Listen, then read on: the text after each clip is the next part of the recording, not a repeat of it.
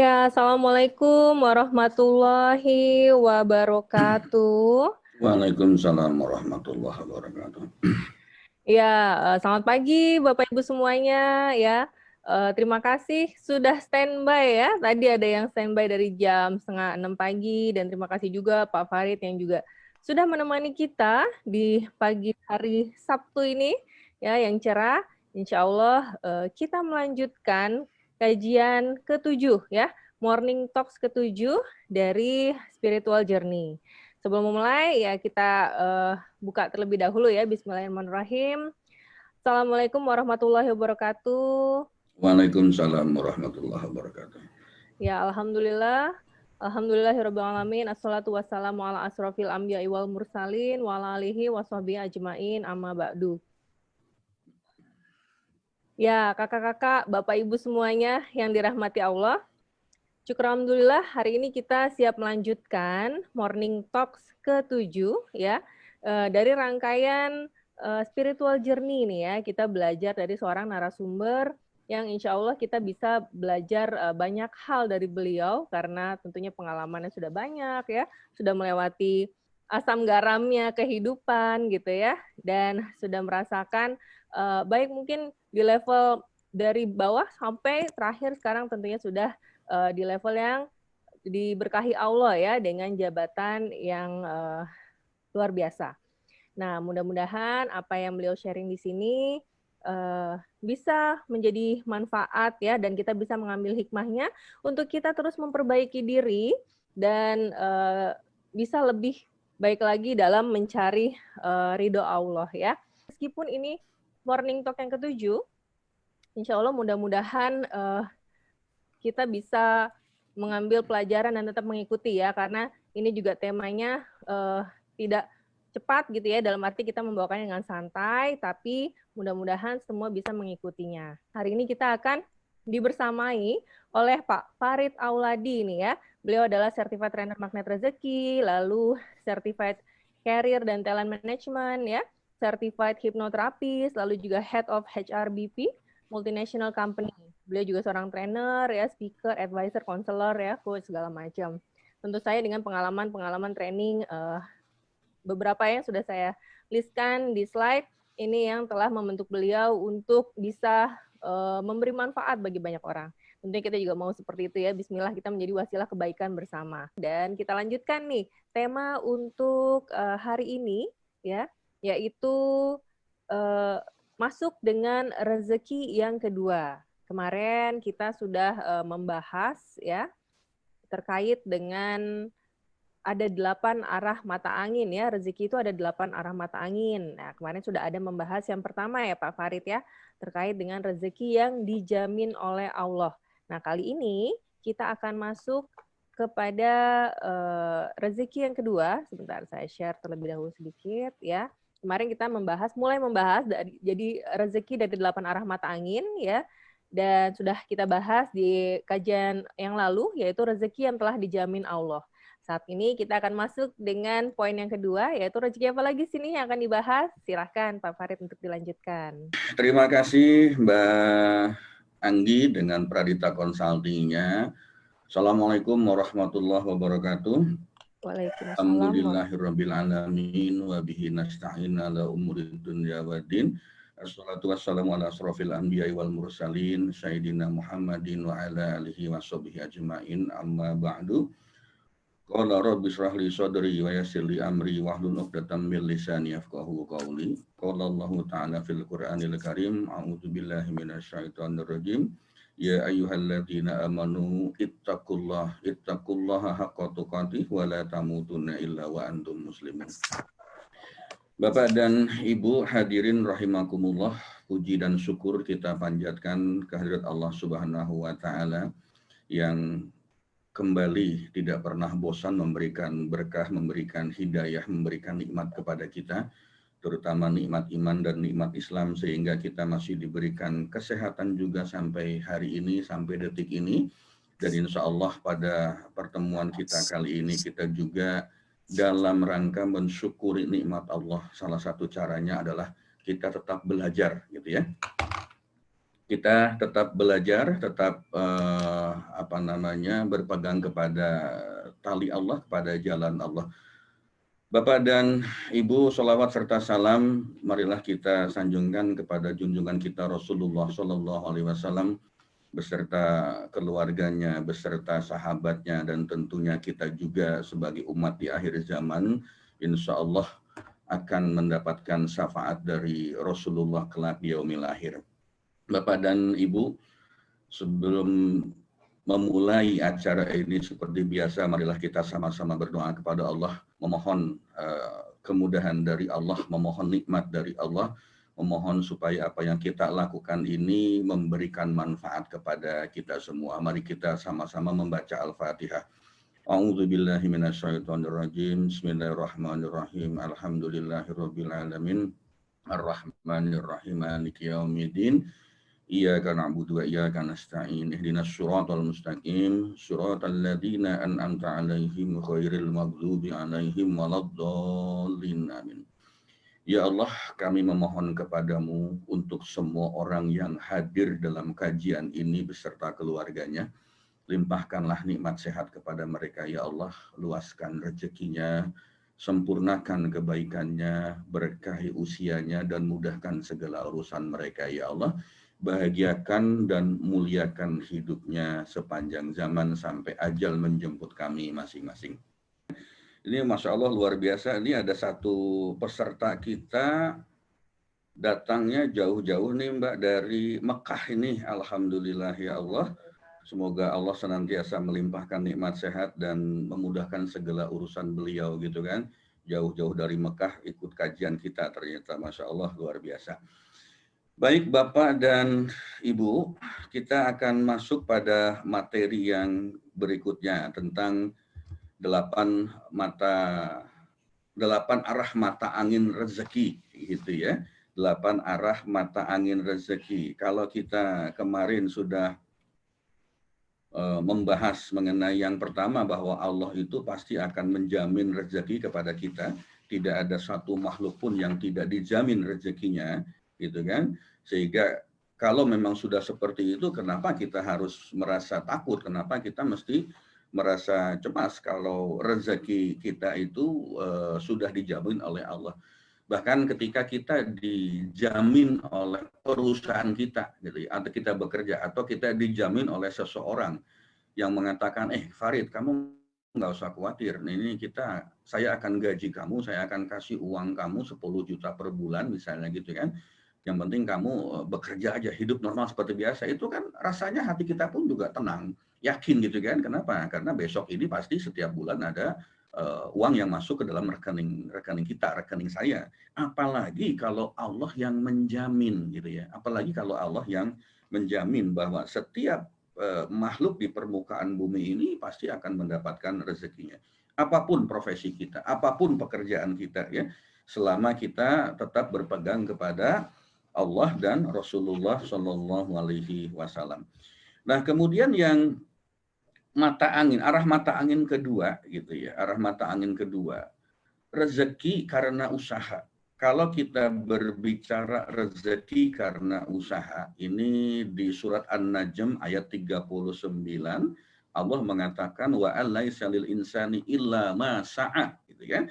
Bahwasanya seorang manusia itu tidak akan memperoleh selain apa yang telah diusahakannya. Mari kita pelajari lebih dalam ya, kita pelajari lebih detail lagi apa yang dimaksud dengan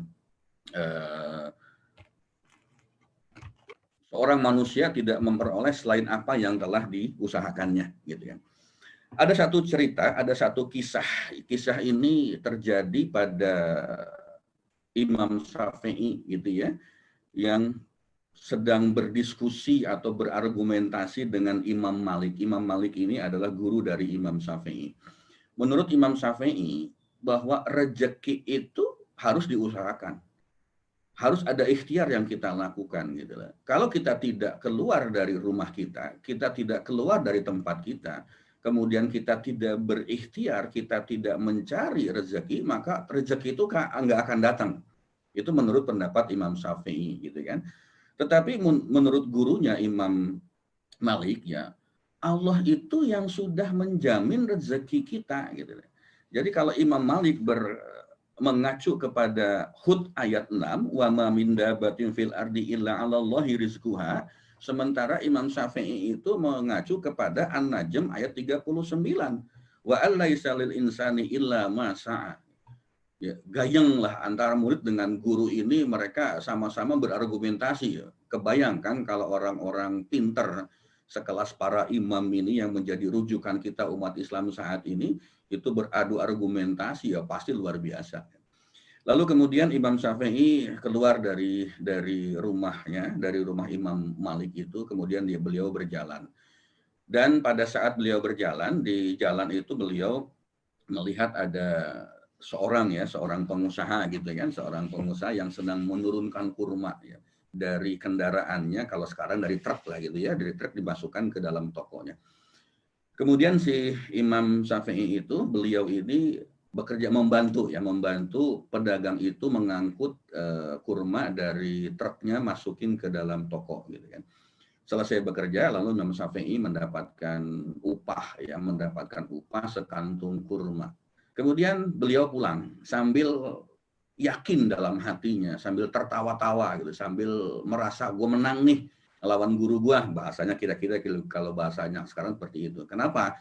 Ternyata ini bukti bahwa yang namanya rezeki itu nggak mungkin ada kalau kita nggak ikhtiar. Gue mau tunjukin nih ke guru gue, nih kalau gue keluar, gue berjalan, gue bekerja, gue dapat sekantung kurma. Tibalah beliau di rumah gurunya Imam Malik, kemudian disampaikanlah kurma itu, makan bareng-bareng. Ya, makan bareng-bareng. Selesai makan, ya, kemudian Imam Syafi'i mengatakan, ya guru, ya Imam Malik, ini bukti yang konkret, ya bukti yang nyata bahwa rezeki itu ternyata harus diusahakan. Mesti ada ikhtiar gitu. Nyatanya apa? Ini kalau saya nggak ikhtiar, saya nggak keluar tadi, saya nggak akan mungkin bisa dapat kurma seperti ini yang kita makan sama-sama gitu kan. Lalu Imam Malik tertawa juga. Ya, tertawa juga. Kenapa? Enggak, menurut beliau yang namanya rezeki itu tidak perlu ikhtiar, tidak perlu diusahakan, Allah yang menjamin. Buktinya saya nggak kemana-mana nih, tapi dapat kurma juga dari kamu kan gitu. Masya Allah. Jadi keduanya akhirnya tertawa, terbahak-bahak lah kalau bahasanya zaman sekarang gitu. Jadi hadirin rahimakumullah, rezeki itu Allah datangkan dari 8 penjuru mata angin gitu ya. Dari utara, dari selatan, dari barat, dari timur, dari barat daya, barat laut, tenggara, timur laut, dan sebagainya. Tergantung dari mana kita ingin mendapatkannya. Kalau kita berbicara 8 arah mata angin, maknanya apa? Seluruh penjuru bumi ini dipenuhi dengan rezeki Allah. Tidak ada tempat yang tidak ada rezekinya bagi kita. Tidak ada tempat yang tidak memungkinkan kita mendapatkan rezeki. Tinggal kita mau pakai cara yang mana gitu. Tinggal bagaimana kita cara ingin mendapatkannya. Kalau kemarin rezeki yang sudah ditanggung, dijamin oleh Allah, kedua, pintu rezekinya adalah pintu rezeki karena usaha. Nah, Bapak dan Ibu rahimakumullah, sebetulnya rezeki yang kita dapatkan saat ini, yang kita peroleh saat ini itu bukan semata-mata karena ikhtiar atau usaha kita. Allah itu memberikan rezeki kepada kita itu sesuai dengan kehendak Allah. Ya, sesuai dengan kehendak Allah. Yakin nggak seperti itu gitu loh. Katanya tadi disuruh usaha, katanya tadi disuruh ikhtiar, tapi kenapa kok rezeki itu bukan karena faktor ikhtiar kita ya, bukan karena semata-mata faktor ikhtiar atau usaha kita. Mari kita lihat buktinya gitu ya. Kalau yang namanya rezeki itu diperoleh dengan kerja keras, mestinya teman-teman kita yang bekerja sebagai kuli panggul, porter di pasar atau di pelabuhan misalnya gitu kan, mestinya mereka yang akan mendapatkan rezeki yang paling banyak. Kenapa? Karena mereka bekerja sangat keras. Mestinya seperti itu gitu kan. Mestinya tukang bangunan yang bekerja keras, yang bekerja dari pagi sampai sore, bahkan hampir tanpa ada hentinya, itu mestinya mereka yang mendapatkan rezeki paling besar. Ini dalam bentuk materi tentunya seperti itu. Apakah mereka bisa menjadi kaya raya? Belum tentu. Bisa iya, bisa tidak.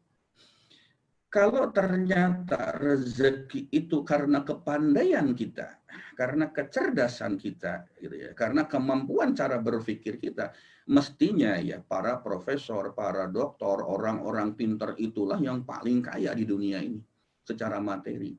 Kita bicara ini materi ya, karena rezeki itu bukan cuma materi, banyak hal yang lain. Mestinya mereka paling kaya, para profesor, para dokter gitu kan. Tetapi kenyataannya ada mereka yang sekolahnya saja barangkali tidak tamat. Tetapi kenapa bisa mendapatkan rezeki yang melimpah dari Allah? Katakanlah seperti itu, gitu kan? Ada tamatannya SMP bisa jadi menteri. Ingat gak? Pada kabinet Pak Jokowi periode lalu gitu, ada namanya Ibu Susi Pujastuti. Beliau SMP saja tidak tamat, SMA saja tidak tamat, gitu kan? SMA saja tidak tamat. Tetapi bisa jadi seorang menteri, bahkan menjadi seorang pengusaha besar di Pangandaran sana. Punya perusahaan penerbangan, Susi Air namanya seperti itu. Punya perusahaan yang bergerak di bidang perikanan. Luar biasa. Luar biasa. Jadi hadirin rahimakumullah gitu ya. Ada orang yang bekerjanya begitu keras, tetapi rezekinya ya pas-pasan aja. Ada orang yang santai-santai saja, tetapi apa? Rezekinya itu begitu banyak. Begitu banyak. Tetapi banyak juga yang memang mereka bisa mendapatkan rezeki yang melimpah, materi yang melimpah, harta yang melimpah itu karena kerja kerasnya.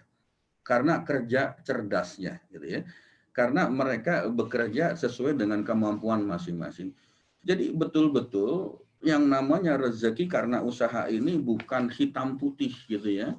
Tidak linier. Kalau orang kerja keras pasti dapatnya banyak, belum tentu. Ada orang kerjanya tidak keras-keras amat, tapi bisa mendapatkan banyak. Seperti itulah rahasia rezeki dari Allah. Nah ini yang mesti kita pahami dengan baik. Yang berikutnya ada lagi orang mengatakan kalau rezeki mah nggak kemana Pak. Kalau rezeki mah nggak ketuker Pak gitu ya. Ingat ya, rezeki kita tidak akan pernah tertukar dengan rezekinya orang lain. Kalau kita mendapatkan rezeki yang menjadi jatah kita, maka tidak mungkin ya, tidak mungkin jatah kita itu diambil oleh orang lain.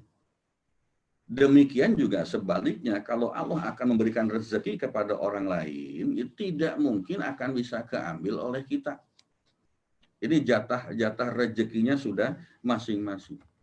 Ini apa namanya, kalau boleh saya katakan, kalau boleh saya bilang bahwa kalau kita berbicara tentang rezeki ini unik gitu ya. Tidak linear ya, tidak hitam putih ya, tidak sesuatu yang seperti ilmu pasti gitu kan. Kenapa? Karena rezeki Allah itu cara menghitungnya mesti dengan matematika Allah. Rezeki Allah itu tidak boleh dihitung dengan matematikanya manusia.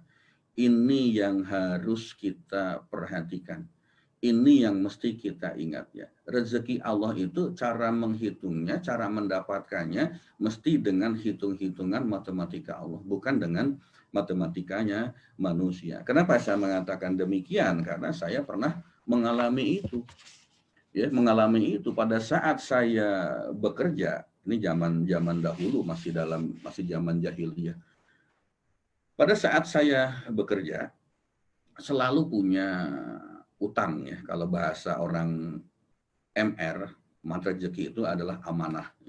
Selalu punya utang, entah itu utang untuk membeli kendaraan, entah itu utang untuk apa namanya renovasi rumah dan sebagainya gitu kan.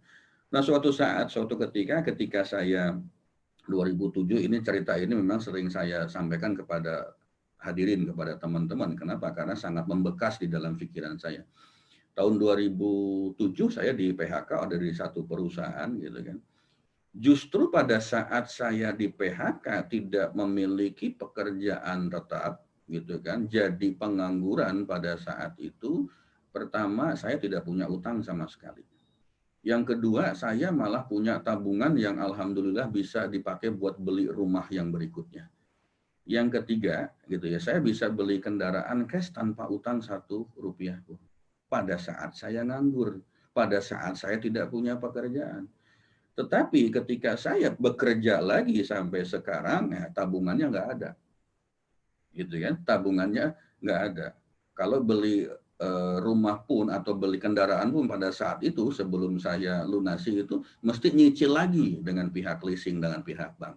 Maknanya apa? Ketika bekerja malah nggak punya simpanan, nggak punya tabungan. Ketika saya nganggur, nggak punya pekerjaan, itu malah uangnya alhamdulillah cukup banyak. Gitu.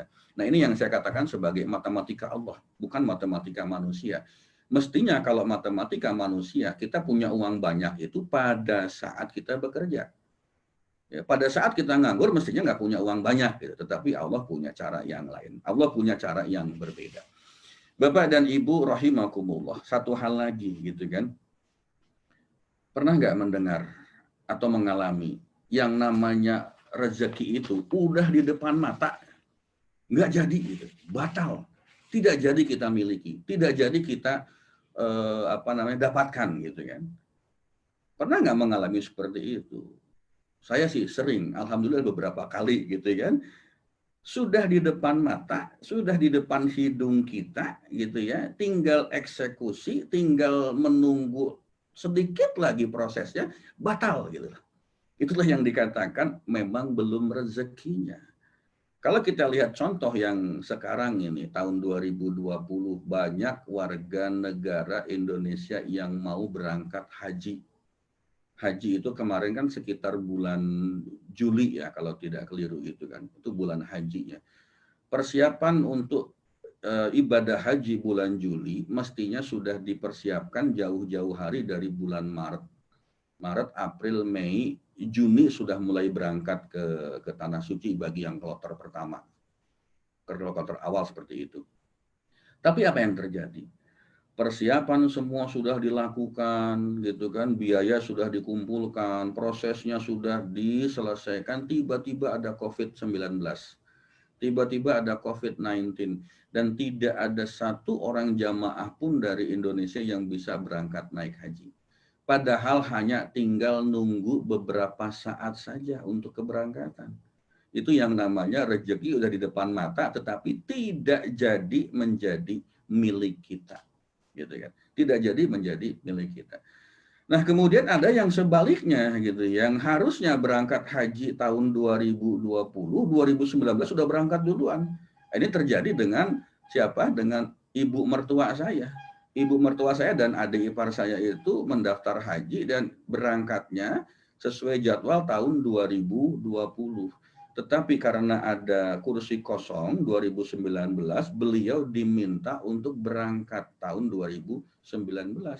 Alhamdulillah, kebayang nggak kalau mesti berangkat sesuai jadwal tahun 2020? Maknanya apa? Nggak jadi berangkat naik haji. Mesti nunggu tahun 2021. Iya, kalau 2021 itu COVID-nya udah lewat. Kalau masih ada COVID, iya 2021 kalau umurnya masih sampai 2021. Kalau ternyata tidak disampaikan oleh Allah usianya sampai 2021, maknanya apa? Batal naik hajinya. Tetapi Allah punya skenario yang jauh lebih baik. Jauh lebih baik. Mestinya 2020, 2019 sudah berangkat haji. Alhamdulillah. Itulah rezeki yang tidak pernah kita duga. Itulah rezeki yang kita tidak pernah tahu bagaimana cara Allah memberikannya. Rezeki itu misteri gitu ya. Dan kita nggak usah mikirin misteri itu. Ya. Yang kita pikirkan adalah bagaimana kita berikhtiar, berusaha untuk mendapatkan rezeki yang menjadi jatah kita. Bapak dan Ibu boleh mau ngambil keyakinannya Imam Malik tadi bahwa rezeki itu Allah yang berikan, Allah yang jamin, tidak perlu berusaha. Karena ada juga yang seperti itu, duduk diam gitu kan, rezeki datang. Mari kita lihat para guru-guru di pesantren tradisional di kampung-kampung gitu kan. Apa sih pekerjaan beliau? Apa sih profesi beliau gitu kan? Cuman ngajar ngaji, punya santri jumlahnya ratusan, tetapi yang terjadi apa? Allah mencukupkan kebutuhan beliau dan seluruh santrinya. Mau pakai yang seperti itu silahkan, tetapi tentu ada syaratnya untuk sampai pada titik itu. Kalau kita barangkali untuk orang awam ini masih menggunakan pendapatnya Imam Syafi'i gitu, bahwa kita mesti ikhtiar, bahwa kita mesti berusaha, bahwa kita mesti keluar dari rumah untuk mencari rezeki Allah, menjemput rezeki Allah, bukan mencari, menjemput rezeki Allah. Kenapa menjemput? Karena memang sebetulnya Allah sudah menyiapkan rezeki untuk kita masing-masing. Tinggal kita ambil. Ya. Tetapi sekali lagi bahwa ikhtiar itu ternyata tidak selalu korelasinya lurus, berbanding lurus dengan pendapatan rezeki kita. Ikhtiar itu adalah kewajiban menyempurnakan kewajiban kita kepada Allah. Dari mana kita bisa mendapatkan kesimpulan bahwa ikhtiar itu adalah menyempurnakan kewajiban kita kepada Allah? Masih ingat kisah Siti Hajar ya, kisah Siti Hajar dan Ismail yang saat itu ditinggalkan oleh Nabi Ibrahim di padang pasir, tidak punya bekal apapun gitu kan. Kemudian Ismail nangis karena kehausan, mencari air minum, sementara di situ tidak ada sumber air, tidak ada mata air sedikit pun. Lalu apa yang dilakukan oleh Siti Hajar? Beliau berlari dari Sofa ke Marwah. Ini kisah ini selalu saya bawa ke berbagai kajian, berbagai diskusi. Kenapa? Karena sangat menarik, gitu kan.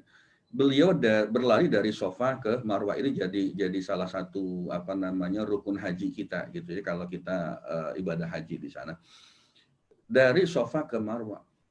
Sekali beliau berlari Sofa ke Marwah, tidak menemukan air. Balik lagi dari Marwah ke Sofa. Terus seperti itu, 7 kali bolak-balik.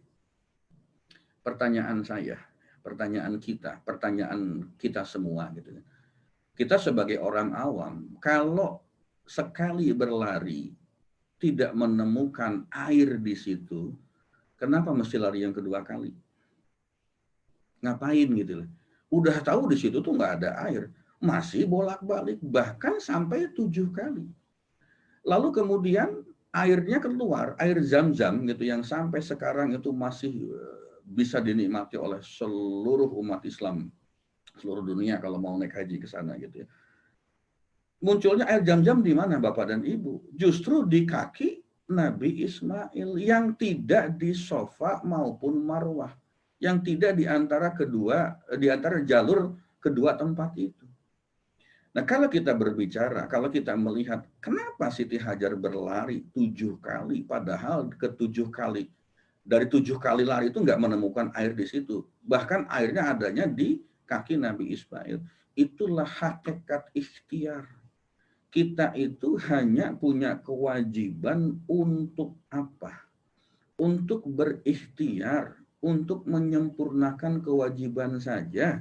Karena sesungguhnya yang namanya rezeki itu Allah yang sudah mengatur. Jadi nggak usah mikirin dapat nggak ya, dapat nggak, ikhtiar aja itu, usaha aja gitu, jalanin aja gitu. Itu kewajiban kita. Karena balik lagi tadi bahwa rezeki yang diberikan oleh Allah kepada kita itu bukan karena usaha kita, bukan karena ikhtiar kita, bukan karena kerja keras kita, bukan, karena Allah ingin memberikan kepada kita. Ya.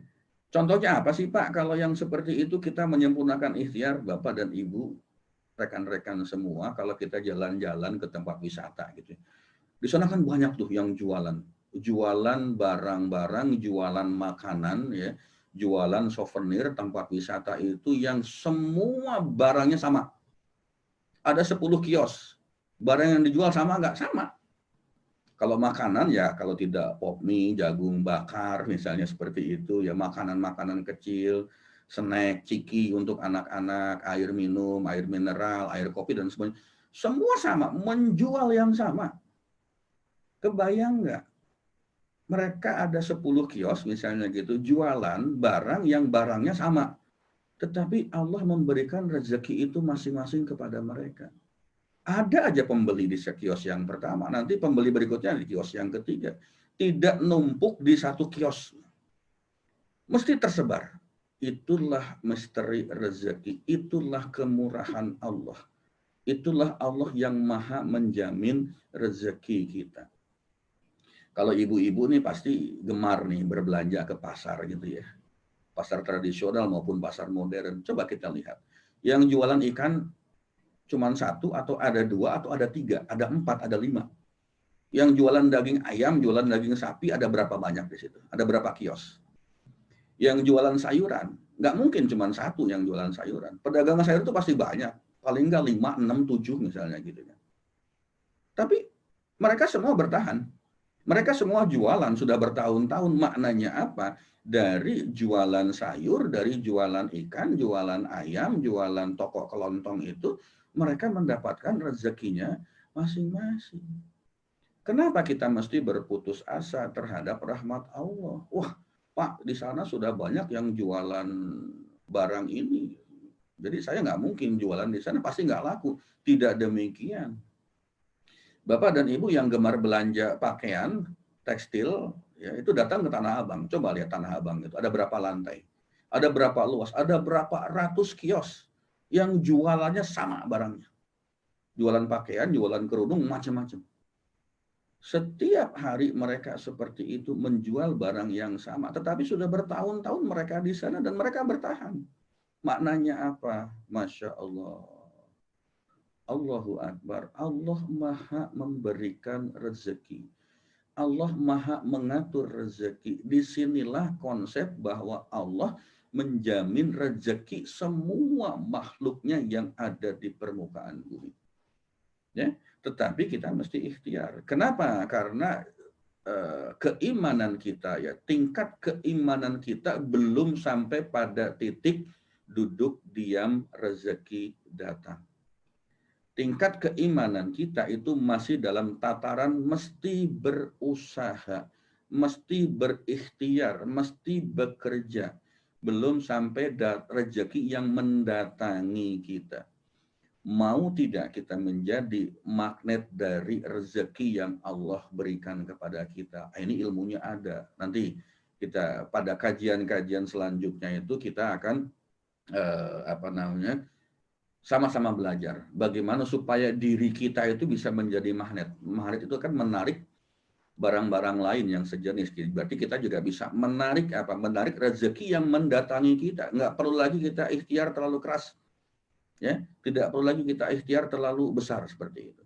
Ilustrasinya apa? Kalau saya mengatakan ikhtiar yang mesti kita lakukan itu seperti halnya kalau kita berbicara tentang Tentang cahaya dengan ilustrasi bayangan. Masih ingat gak waktu di awal saya sampaikan kepada rekan-rekan Bapak dan Ibu, mencari rezeki itu ibaratnya kita itu bayangan dengan cahaya.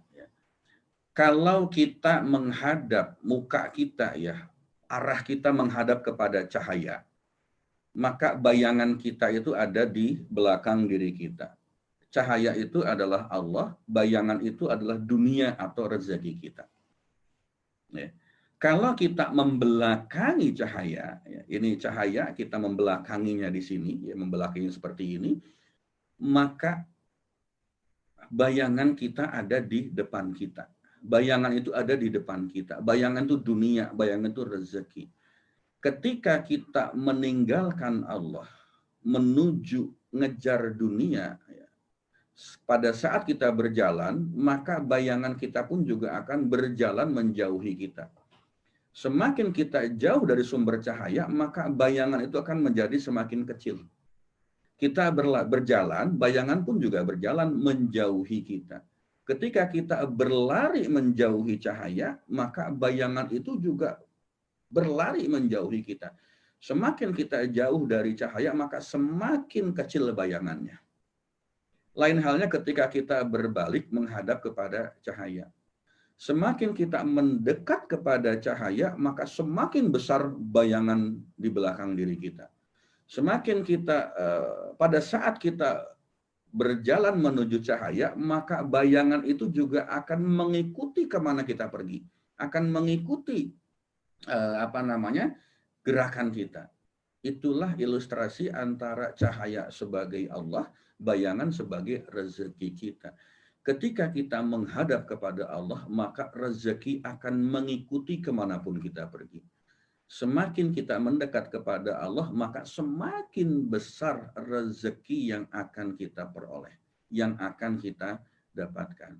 Semakin cepat kita berlari mendekat kepada cahaya, semakin cepat kita berlari mendekat kepada Allah, maka semakin banyak, semakin cepat, semakin besar rezeki yang akan kita dapatkan untuk menjadi milik kita. Nah, inilah konsep dasar ya, bagaimana supaya diri kita itu bisa menjadi magnet bagi rezeki yang sudah Allah tebarkan di permukaan bumi ini. Tugas kita adalah menjemput rezeki. Ya, menjemput rezeki ada ikhtiar.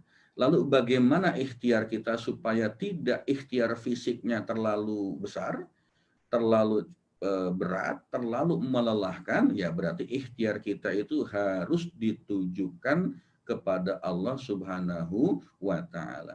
Semakin kita dekat dengan Allah, maka semakin besar rezeki kita. Ikhtiar kita adalah mesti ikhtiar yang semakin mendekatkan diri kita kepada Allah Subhanahu wa Ta'ala. Ini kesimpulan di akhir kajian kita pagi hari ini. Silakan Mbak Anggi, jam sudah menunjukkan pukul 6:59. 1 menit lagi sampai di jam 7. Silakan Mbak Anggi. Baik, ya terima kasih Pak Farid atas penjelasannya. Bapak Ibu kita berikan tepuk tangan ya, reaction-nya virtualnya untuk penjelasan Pak Farid ya atas kajian pada hari ini. Baiklah, jadi tadi apa yang sudah disampaikan oleh Pak Farid bahwa rezeki itu harus diusahakan ya. Yang penting adalah kita ada ikhtiarnya, kita menyempurnakan ikhtiar kita. Karena sesungguhnya Allah ya yang mengatur rezeki kita. Ya, kewajiban kita adalah menyempurnakan ikhtiar. Itulah hakikat dari ikhtiar. Nah, sebelum kita mengakhiri seperti biasa, Pak Farid kita tutup dengan doa bersama ya, Pak Farid. Oke. Baik.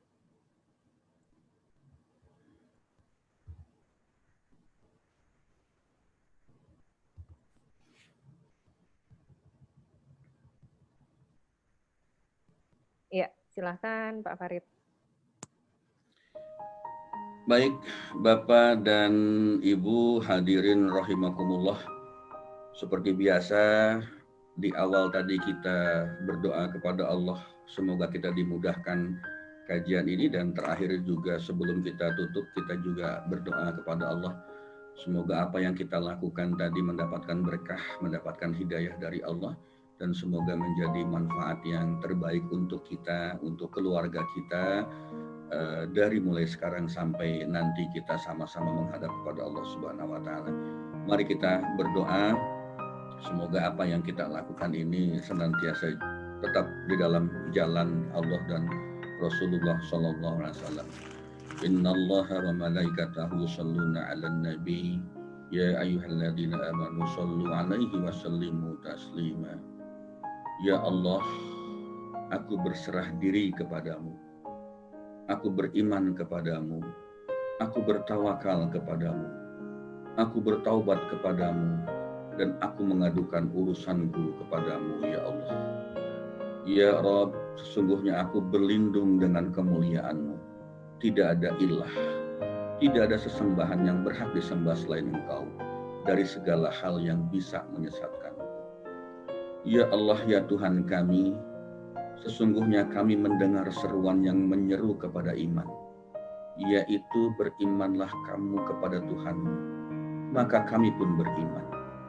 Ya Allah, ya Tuhan kami, ampunilah bagi kami dosa-dosa kami, dan hapuskanlah dari kami kesalahan-kesalahan kami, dan wafatkanlah kami beserta orang-orang yang banyak berbakti. Ya Tuhan kami, berilah kami apa yang telah Engkau janjikan kepada kami dengan perantaraan Rasul-Rasul Engkau. Dan janganlah Engkau hinakan kami di hari kiamat. Sesungguhnya Engkau tidak akan pernah menyalahi janji. Ya Allah, ya Tuhanku, sesungguhnya aku berlindung kepada Engkau dari memohon kepada Engkau sesuatu yang aku tiada mengetahuinya. Dan sekiranya Engkau tidak memberi ampun kepadaku, dan tidak menaruh belas kasihan kepadaku, niscaya aku akan termasuk orang-orang yang merugi. Ya Allah, ya Tuhan kami, janganlah Engkau hukum kami jika kami lupa atau kami bersalah. Janganlah Engkau bebankan kepada kami beban yang berat, sebagaimana Engkau bebankan kepada orang-orang sebelum kami. Ya Allah, ya Tuhan kami, janganlah Engkau pikulkan kepada kami apa yang tak sanggup kami memikulnya. Berikanlah maaf kepada kami, ampunilah kami, dan rahmatilah kami. Engkaulah Maha Penolong kami, maka tolonglah kami terhadap kaum yang kafir. Rabbana atina fid dunya hasanah wa fil akhirati hasanah wa qina adzabannar. Subhana rabbika rabbil izzati amma yasifun wa salamun alal mursalin walhamdulillahi rabbil alamin. Al-Fatihah. A'udzu billahi minasyaitonir rajim. Bismillahirrahmanirrahim. Alhamdulillahi rabbil alamin. Arrahmanir rahim. Maliki yaumiddin. Iyyaka na'budu wa iyyaka nasta'in. Ihdinas siratal mustaqim. Shiratal ladzina an'amta 'alaihim ghairil maghdubi 'alaihim waladdallin. Baik, Bapak dan Ibu, rekan-rekan rahimakumullah, inilah kajian kita, morning talk kita pada pagi hari ini. Tetap sengaja kita akan berhenti di jam 7. Kenapa? Karena pasti setiap kita, Bapak dan Ibu, punya kegiatan masing-masing, terutama untuk keluarga, apalagi ini long weekend gitu ya.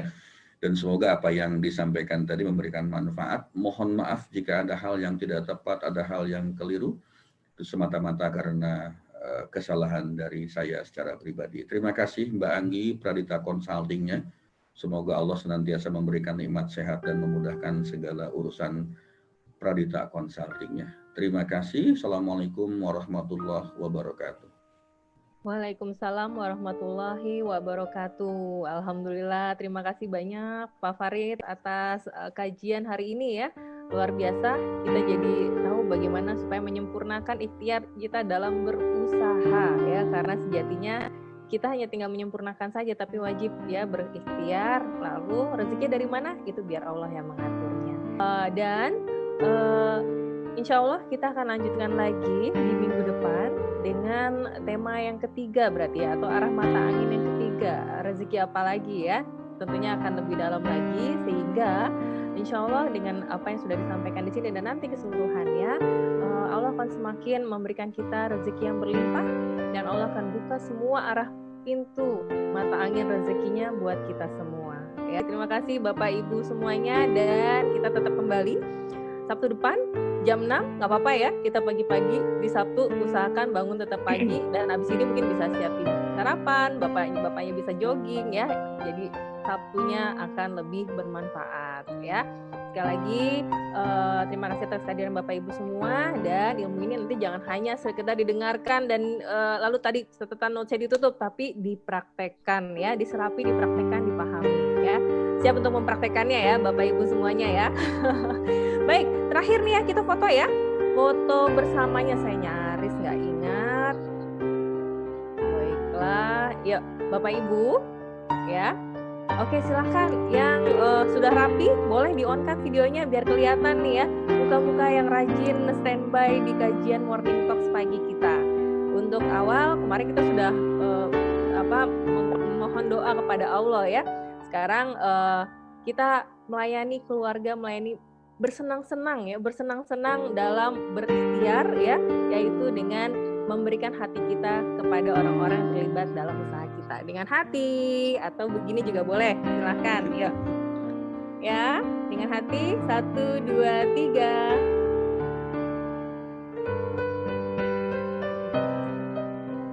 Itu 2, 3.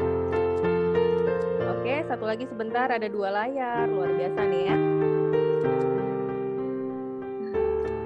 Baiklah, alhamdulillah nih hari ini tadi mencapai 55 orang ya sempat yang sudah join bersama kita. Ya, insya Allah mudah-mudahan semakin banyak lagi. Silakan Bapak Ibu share kepada kerabat dan temannya biar makin banyak orang yang bisa mengambil hikmah dari materi ini, dan juga kita menjadi bagian dari wasilah kebaikan ya. Tidak seseorang yang sampai pada orang tersebut menjadi bagian dari wasilah yang kita berikan. Insya Allah menjadi amal jariah kita bersama. Baiklah, Saya Anggi Pradita, saya mohon maaf apabila ada hal-hal yang kurang berkenan dan belum sempurna, ya. Kritik dengan saran silakan dibawa ke saya, ya. Terima kasih sekali lagi Pak Farid dan Bapak Ibu semuanya. Sampai jumpa minggu depan. Wassalamualaikum warahmatullahi wabarakatuh.